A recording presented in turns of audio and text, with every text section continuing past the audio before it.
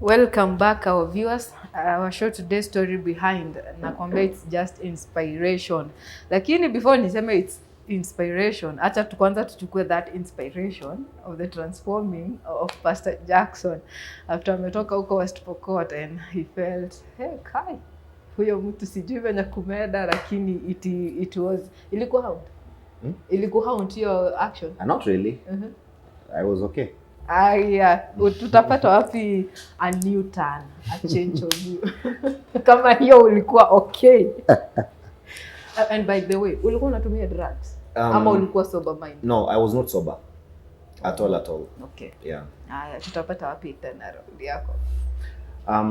Actually, I was behind drugs were behind me, or I was behind the drugs. Because I don't remember the day I ever smoked, because I've never smoked. But kutumia hizo magunia tu zetu tulikuwa tunabeba hapo, utapata kuna heroin, kuna cocaine, kwa hizo magunia chafu tu hapo ndani. So it was business within business. So at times unapata tukiingia mashimo ndio unapata unazivuruta unajidunga, because sikukuwa nataka hiyo smell and all those. So I used to do a lot of injection in my body. Yeah, so everything ninafanya. Then there's a kuna kabao, kuna kitu tulipatiwa like you are selling yourself out to it. You know, if I die I die, the team continues. That is the spirit. If I die, the team continues. Okay. So after kukunywa that ka liquid, because inaka turungi, inaka like almost bloodish, almost. So wakati umeikunywa now, si wewe sasa, you just become another person. You just live another life. Enye hata ukichoma mtu kisu, kimoga matumbo chini, unaweza chukua hiyo matumbo kwa pepa pagu bebe na uende penye unaenda. You know? So all these things happened at that point. Acha tupate tu a new turn. Only change aje? Actually, my change, it was so sudden that najua kile kitu nimekuja kugundua ambacho Mungu akona kusudi nalo, will always preserve. There's this time ambao tumetoka kwenda wizi. Now tumejihami kabisa. We are ready. And I remember we were targeting almost around 12 points something million. So wakati tumetoka tumejipanga, tumeweka rada zetu ziko set. I remember by then it was tulikuwa na Noah, gari ya Noah, which was haikuwa na initial number plate yake. It was having a very different number plate, just for the sake of identification. Ilikuwa imefanywa a lot of modification. Chassis number sio ya hiyo gari, like everything sio ya hiyo gari. So hata ikishikwa hakuna vile utatrace anything. Utapata kioni ya Probox, side mirror ni za Probox. Utapata imefanywa a lot of modification. So this day tumetoka tumeenda, we were fully armed, and I remember that day I was spirit high. Nilikuwa high like today lazima. Kameshika. Leo kameshika lazima. So tumetoka team of 6 na we were being spied on by our leader. When tumekaa chini, it took us like from 9 in the morning tulipanga almost up to 6 jioni ku strategize vile tutaenda, mahali tutapitia, the first people we will have to attack, the last person that will stand out, atupatie the key mahali kwa vitu zenye tunataka. So here guys, tumekuja tumeambiwa sawa, okay guys, ndio hizi manguo. So we have to change now whatever tulikuwa nazo, tuvalie sasa nguo za kazi. But then bado kwa mchana unaokota vitu kama? Of course, mchana ni kazi ya kawaida. Usiku sasa? Kazi kama kawaida. So hiyo siku mkistrategize, hiyo siku hakukuwa na kazi? Hapana, hiyo siku hakukuwa na kazi. In fact, nakumbuka hiyo siku tulipikiwa mayai, tukapikiwa kuku, tukatengenezewa. Ilikuwa kukula, kugain strength. Alafu kuchapa hako ilikuwa inaitwa moodless. Ukikunywa, wewe ni wewe tu, you just live your own life. So this night tumemaliza, tumeenda. I remember tulitoka kitu karibu saa 5 ya usiku. So huyo hawa kaenda hivyo, si tukaenda hivyo. Then after tumeenda tumesurvey also the place. Sasa tumerudi. Naambiwa nao hamtatumia magari mawili, you'll have to use one vehicle. Just in case of emergency, tuone vile tunaweza kuescape ikuwe rahisi. So tukaenda. So tukaenda tukajipanga, phase 1, phase 2, wa phase 3 mwenye anaingilia block D, kila kitu iko set. So wakati tumetoka tumeenda tumefika, we didn't know that actually kulikuwa na a spy out. Yeah, kulikuwa some sellouts. So sisi tumeenda tumefika, mimi nimekaa kwa steering, of course tunang'ang'ana driver, so that hata ukipiga risasi hakuna mali itapiga juu iko, you know, nimepotelea hapo chini. So tukaenda tunang'ang'ana. Ulikuwa na miaka ngapi? I was turning by then I was turning 15. Yeah, I was just turning 15. So umeko hapo juu hadi kipigwa inapita tu. Sababu unajua at least kuna kabodi kidogo, kameisha hivyo. And then pia hiyo length ya mwili haiko kubwa vile that you can say inaweza kushikika vizuri sana. Yeah, so as time went by, nili escape like almost around 4-5 times. Bullets. Ukiwa hivyo kadogo. Hivyo. So hapa hii last period hii tukaambiwa now at least mtu at least uinue kachuma kidogo, uinue whatever and all those things. Ukidrive haukutani na polisi kwa barabara? Atutumi main roads, there are very many ways na roads mingi sana za kutumia. That's why we took enough time to strategize. Tukishamaliza huko tutapitia wapi? Mali ya tutakuwa located. And now avoid njia gani na gani. Now what are we not supposed to do? You get? So hapa at least this time now tumekula kidogo kachuma, mwili imekuja kidogo, you know. 6-pack imeingia. 6-pack ameingia. Kuna hii madawa tumejidunga. Unajua unafura tu kama hizi makuku za kienyeji. Unafura tu. Mwili tu inafura hata kama ina kitu ndani unafura tu for no reason. So that's now where we began to strategize. So that night things didn't work as we thought. Wakati tumemaliza, tumeingia, tumestrategize, tumehack kila kitu. Then kwenda kuteremka sasa ndio tuingie. Hapo kwa hiyo mteremko hivyo. Guess what happened? Wakati tuna break into hivi. Lights ndio hizo zimetuchapa kila mahali. Za polisi. Lights. Land Cruiser zilikuwa mbele. Hapa nyuma kulikuwa na attack and there was no way. There was no way. So the only thing ilikuwa imebaki was we remain calm. Wajitoe kwanza mahali wako so that we know where they are. So obviously lama watakuja kujua ni nini. So wakati walifika almost, now we began to retaliate. Hapo ndio shootings zikaanza. So these guys ambao walikuwa wame break into the house from behind. Now sasa si wanatafuta mbio vile watakuja waruke waingie kwa gari. That's the place mali ubongo zilimwagika, matumbo zilimwagika. We were 6. Ulikuwa unaona? We were 6. Kwa hiyo retaliation, I also have a bunduki iko hapo, but now sina hiyo time ya kuiconcentratea. I have to make way out. As a driver. Lazima nijaribu vile nitafanya. So nikaachilia hiyo gari. Ikateremka kwa hiyo mteremko. Then I turned once. So ikageuka. Ikaanza kupanda. Huku mbele sasa nikapata kuna magari zimewekwa na ziko na lights. So ikabidi nitumie route ilikuwa kando. So hawa wengine nilipita juu yao nikienda because they already dead. So ilibidi niwapitie juu nikisonga. So mahali nilikuwa naenda nikawa tunafuatwa. Tulikuwa sasa tumebaki wawili kwa gari. So tukawa tunafuatwa na flying squad. Any injuries by then? Sorry? Any injuries? Of course, injuries are there because you kumwagika. I think you can spot there's an injury on my head. You know, there's an injury ambayo bado iko kwa kichwa yangu. And also on my side, risasi iliweza kupenya in my body. Just nikijaribu kutoroka. So zile zenye zilipigwa na kando ndio zilinikuta. So ziliingia, but God survived me. As in God kept me safe, preserved me. That's the word. He preserved me. Because unapata ule alipigwa risasi saidi imepasua kichwa na imetokea saidi nyingine. Yule mwingine amepigwa kifua imefungukia kwa mgongo yote hakuna. So here, this is the only way out I can be able to escape. Now, wakati ninakimbia, nika lose control because I'm bleeding now. I'm feeling like nguvu inaniisha. I'm weak now. Nilienda nikakutana na miti. Just a good distance from there. Nikakutana na miti. Nilipiga hiyo miti, gari nyuma ilishikana na miti. That's how much ilijifinya kiwango hiyo. Ilirokotwa kama kakaratasi. So hiyo impact ya kupiga hiyo mti, mimi nilitoka na mlango. Na niliteremka a very long distance na hiyo mlango. So wakati niko ninaenda, now sijielewi, sijifahamu. The only thing I remember nilikuwa naona jua light from a distance, very far distance. Na ninanuka damu all over me. Nilikuwa na scars, mwili wangu imejaa scars sana. My body iko na a lot of scars kwa miguu, like almost everywhere, because ya hiyo kujivuruta chini, kukatwa and all those things. So mimi ndio nimejikuta kwa ditch.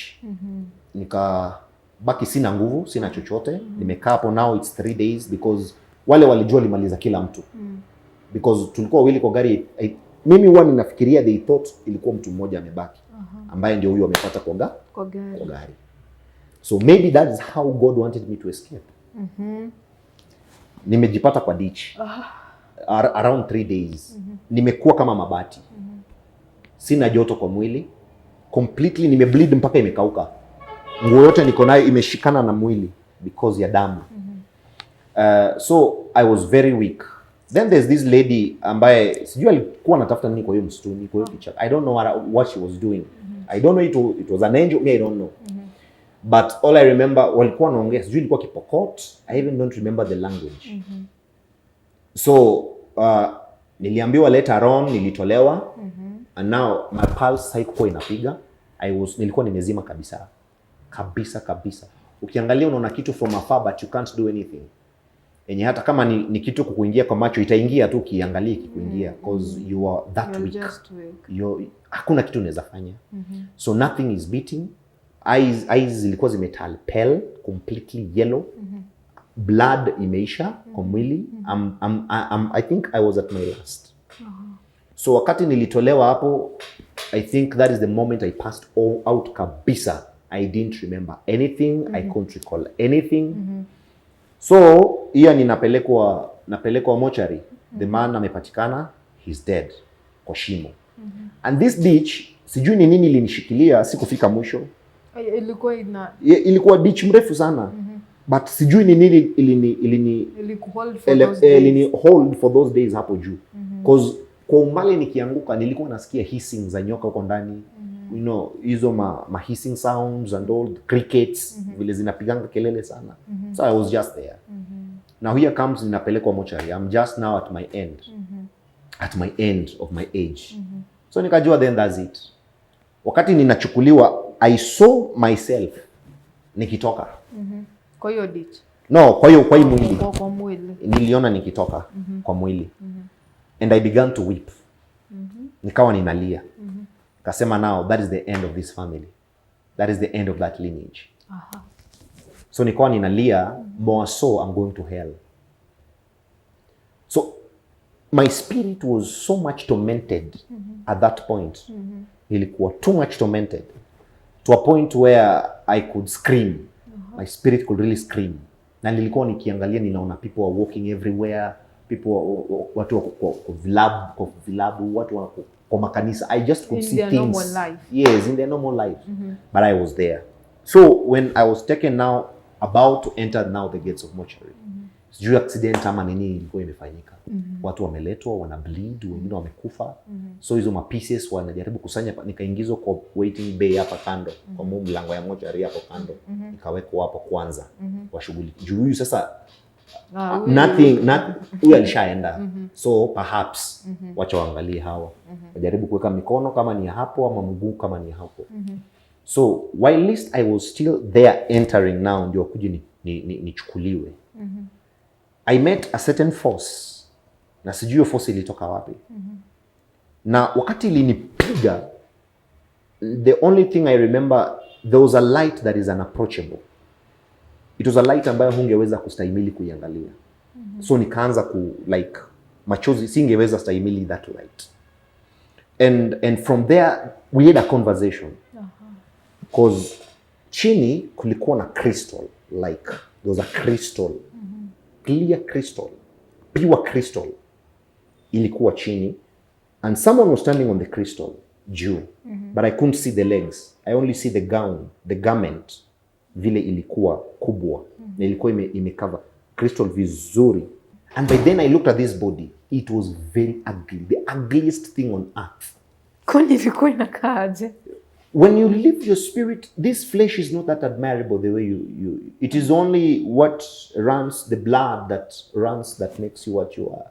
Can remember, you can imagine a corpse that is there na imekauka and imeanza kunuka, so you can imagine iko na majeraha like everywhere. You can imagine how the kind of look that was. So then is when I began to realize things began to roll in my spirit. Things began to work out. Like, now, by the way, ngoja, where am I? Ngoja hapa ni wapi kwanza? And who is this talking to me? Now it's like ni kama nimeamshwa. So in that conversation, I remember the first book that came down. It was Pst Timothy 1:7. It was the first script that dropped. Within kuna something like a scroll kaanguka. And I could see it very clearly. Pst Timothy chapter 1:7. For you have not received the spirit of fear, but of power, love, and sound mind. So that is the thing that changed the entire of me from that perspective. Now, sijaamka bado. I'm still conversing and I'm seeing these things. It's like they're very clear. Ni kama the real. Now I realize the spiritual world is more real than the physical. It's more real. So whatever we say inaanzanga spiritually to manifest. That is why a baby to be born, it starts from the spiritual realm. That's why even when Hannah was barren, the Bible tells me when Penina was mocking her, it was God himself who had shut the womb. The womb was shut in the spirit. So when God chose to open it, he opened it in the spiritual. So whatever we have in the physical began in the spiritual. And anything that you think it's so real in the physical, it's so much more real in the spiritual. So here I began to realize the transitions that worked out, that flows. So here akaniambia, now go back. You are a voice of hope and impact to the nations. So I never knew what it meant. I even hata ningeulizwa nifanye exam na hiyo question mimi singeweza. Because it's making no sense at all. Haina sense. Then from there I coughed, I sneezed. Like this light pushed me back into the flesh. Then I coughed. I coughed the second time.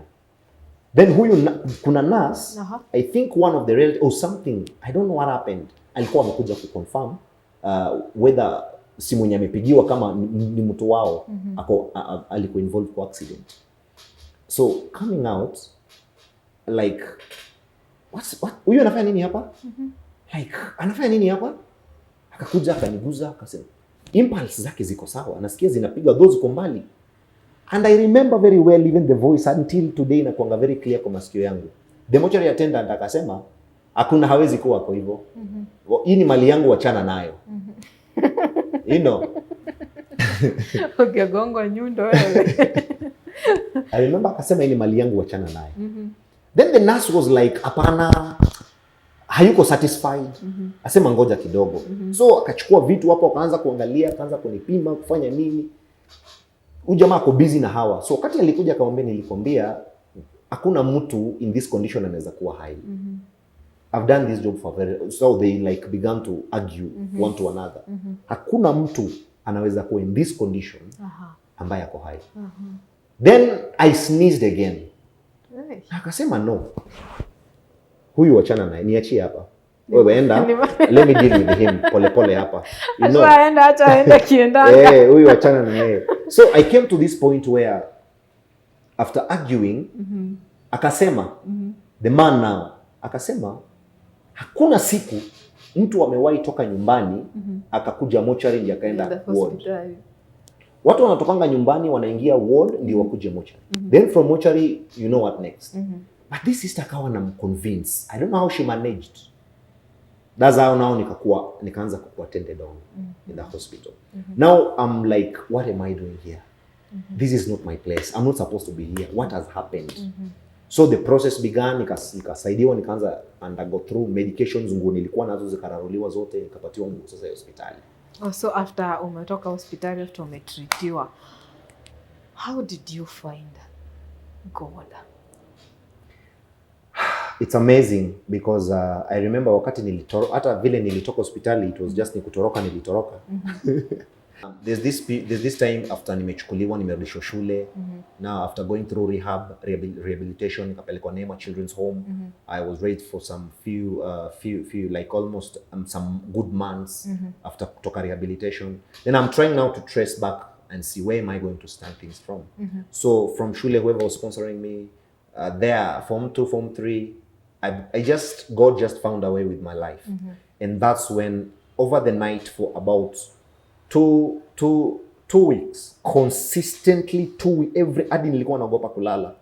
Every night there was a serious encounter. Umezima lights, unataka kulala, but all of a sudden light imejaa kwa nyumba like ni kama ni mchana, and in fact ni light kushinda vile light ya stima inawaka. So I began to be very worried. Ni nini inafanyika? And I could have a lot of conversation. Ningeona vile ninafanywa, ningeona vile nina I'm being pushed into the place of trainings, napitishwa through Bible, a lot of teachings. So asubuhi utanipata nimechoka sana because of the transpiring of the events. By then uko university ama uko high school? No, but hapo sasa niko form 2. Form 2. Nikielekea form 3. That is when now I became a school pastor because of that the transpiration. And I remember I wept for almost 2 months every day. After all these events zilisha, then I began to undergo a certain process. I could remember many things that could act like ni kama ni jana zimefanyika, and they could make me sob. I sobbed for a very long time. That now I began to have Christ mentality, having him fully loaded in my life because of that events that were taking place every night. Mimi mwambie watu hata Kiingereza mimi huongea sio kwamba nilikaa shuleni nikafundishwa. Hapana, it came just as a process of my reformation and transformation from there. So I began to preach when I was in Form 2. I began going to Form 3. The day I stood to preach in school, I remember there was a Hindu, there was a Hindu girl who was very asthmatic. And that day when nilisema nataka kuhubiri kila mtu akacheka. And that was the day that an Indian girl was healed in school. It was an instant. Then there's a lady, our home science teacher, I remember by then, alikuwa na shida na breast cancer. And through that preaching and manifestation of God, she was instantly healed. Sasa ukiangalia nyuma, how does it feel to be in the kingdom, to serve God? Auweki majeraha, how does it feel? There is nothing satisfying like that. Because the main reason I live today is not even to have a wife, to have children, to multiply and do all those things. I look at it as the main reason I live is for the purpose of the kingdom business. Sure. For the sake of God. And that is why I live knowing there's better life ahead more than anything else. So that is when now when I look at my life, I see God. And it really touches my heart so much. Wanting to live even more, serving God in depths that I've never been. Then I learned there is a difference between just a Christian who has heard the word, being convicted by the word, and be born again, and a Christian who has an encounter with God. Encounter means having a place where you have a contact with God. Because you can never encounter God, encounter him, and remain the same. Sure. So when I look at my life today and I look at my past, I feel it's important that you really need to live for God. Pst Jackson naambiwa wakati wetu hauko nasi, but kuna mtu anakutazama na na feel I need to meet this man one on one, tusemezane. Probably amesank kwa drugs or in crime na anatafuta a way out. Atakupata aje? Niko on Facebook. Still can find me there at Jackson Wawerumburu. I also have a page that's called Global Praying Men Association. You can also find me there. I'm also on YouTube at Jackson Wawerumburu. Pia ninapatikana tu hapa mjini Nakuru. Naweza patikana at Rescos. Kanisa linaitwa End Time Harvesting Sanctuary. Yeah. Asante sana. Thank you for making time for us. I think we should do this again to have the whole detailed story. Mtazamaji wa Mamlaka TV, from crime to Christ and so far serving God. Na akiangalia nyuma anaona the best decision he made ni kuserve God. Wherever you are, you can make that decision. Ujoin wenye wanasemanga God ni mso. Tunasemanga God ni faithful. Thank you for joining me for today's story behind. I was your host Warenga Wajomo. My social media are open for you who have a story to share with us. Till next time, tupatane tu hapa at the same time.